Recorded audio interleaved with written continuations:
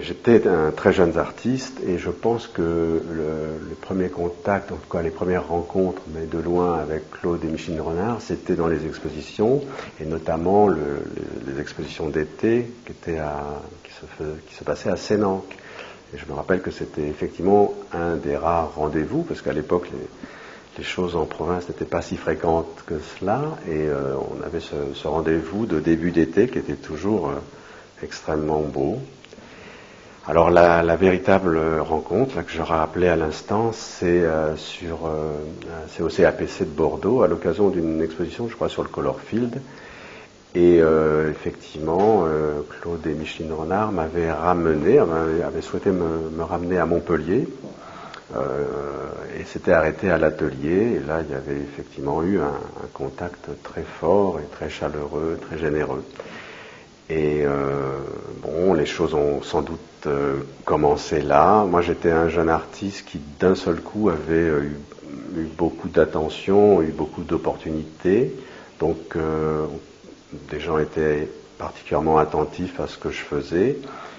Et Claude, de façon assez merveilleuse, avait décidé pratiquement immédiatement de m'aider, de me proposer une bourse, comme il avait l'habitude de proposer, mais généralement, je pense à des artistes plus âgés, plus confirmés. Et donc j'avais pu d'un seul coup recevoir comme ça une attention, un encouragement et je pense très rapidement l'idée d'une exposition déjà. Et il s'est avéré que j'ai eu une exposition assez rapidement à Sénanque. Je sais que ça avait beaucoup angoissé Jean Fournier qui avait l'habitude d'un fonctionnement plus lent, plus précautionneux. Et dans la même année, j'avais eu une exposition à la Galerie Fournier et une exposition à l'Abbaye de Sénanque. Et je me rappelle que ça avait été un effort considérable. Enfin, j'étais très concentré, j'avais très peur en même temps, mais j'étais très content de l'exposition. Alors, les souvenirs arrivent en parlant, mais je me rappelle que j'avais amené quelques dessins en plus, en ne sachant pas si on allait pouvoir les exposer ou pas, et Claude a tout de suite décidé de vider une salle qui n'avait jamais été occupée dans le fond de la salle d'exposition, et on avait accroché les dessins aussi. Enfin, c'était extraordinaire. Je pense que c'était une exposition importante, en tout cas, beaucoup de gens en ont parlé, beaucoup de gens ont été très attentifs et puis voilà, les deux marchands que j'avais à l'époque étaient là, étaient très contents. Jean Fournier était d'une certaine manière rassuré parce que les choses avaient été tenues et c'est vrai que en y pensant après, je m'étais rendu compte du véritable enjeu et donc de la confiance que Claude avait eue, mais maintenant, en y réfléchissant, c'est vrai que c'était vraiment un très gros investissement et ça aurait pu être un peu limite, un peu difficile. Et je suis content d'avoir rempli ma mission d'une certaine manière. Donc ça a été la première rencontre et pour souligner, bien sûr, tout de suite cet évident encouragement, ce soutien, et puis cette volonté comme ça de m'aider d'une certaine manière à tout de suite construire quelque chose. Alors, peut-être d'autres choses peuvent être dites, mais je vais donner comme ça un calendrier de rapports, on va dire, à la fois amicaux et professionnels. Très vite, il y a eu une autre proposition qui émanait alors là de Dominique Bozo, de faire quelque chose à Beaubourg.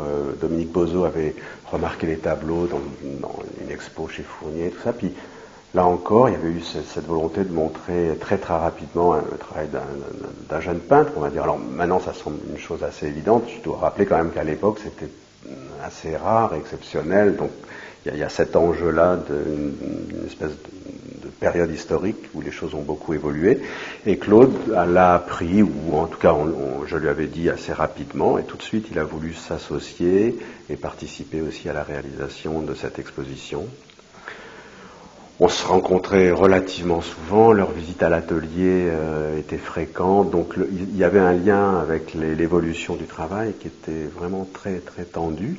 Je travaillais beaucoup, je continuais à beaucoup produire, mais effectivement j'avais pour habitude de déplacer très vite les propositions, donc leur curiosité était toujours très, très animé. Et je pense qu'assez rapidement, il a souhaité envisager une relation, alors là, plus directement professionnelle avec l'industrie, avec ce qu'il avait mis en place à la Régie Renault. Il y avait beaucoup de choses qui étaient dans l'air du temps sur des très fortes relations entre le monde industriel, le monde de l'économie et l'art. Et là, il y avait donc le projet de faire intervenir des artistes dans les bureaux du style pour, d'une certaine manière, avoir une périphérie d'attention, en tout cas quelque chose qui partirait d'une autre approche et qui pourrait faire un lien avec des activités de design plus fondées. Donc, je pense pas je me rappelle pas avoir longtemps hésité. Sa proposition était très très très ferme. Il y tenait, me semble, beaucoup. Donc, un autre état de notre collaboration, finalement, c'est dirigé dans ce sens-là. Je m'y attendais vraiment pas. C'était pas quelque chose que j'avais pu envisager, mais le fait est que la proposition arrivait à un moment où ça me semblait tout à fait juste. Et alors, il espérait certainement beaucoup de choses. Moi, je ne savais pas du tout ce qui allait se passer. Donc, la rencontre avec un bureau de recherche comme ça a été plutôt délicate. Il avait pris la précaution de bien sûr avertir tout le monde, y compris moi, sur peut-être la réticence que certaines personnes pouvaient avoir d'une extériorité comme ça. Donc je m'étais aussi préparé à ça, j'essayais d'être le plus attentif, mais c'est sûr que parler d'un travail pictural, parler d'autres peintres, avoir des engagements par rapport à une activité de recherche artistique pose pas de problème, si ce n'est des ajustements. Intégrer une dimension comme ça de recherche qui appartient au style, à l'automobile, à l'industrie, tout ça, c'était plus inconnu, c'était un espace beaucoup plus inconnu pour moi. Donc j'ai été plus hésitant, j'étais dans un monde que je connaissais pas, il fallait faire des efforts d'ajustement. Alors l'expérience a duré 1 an, je pense. Je venais, il me semble, à peu près toutes les semaines quand même, au bureau de Rueil.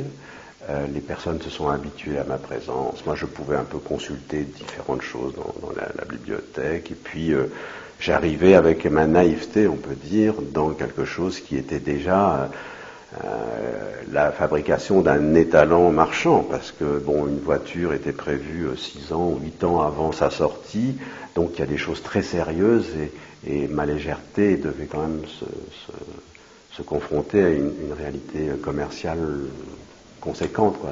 Donc il y avait cette connaissance et cette peut-être difficulté à intégrer cette chose-là dans un premier temps.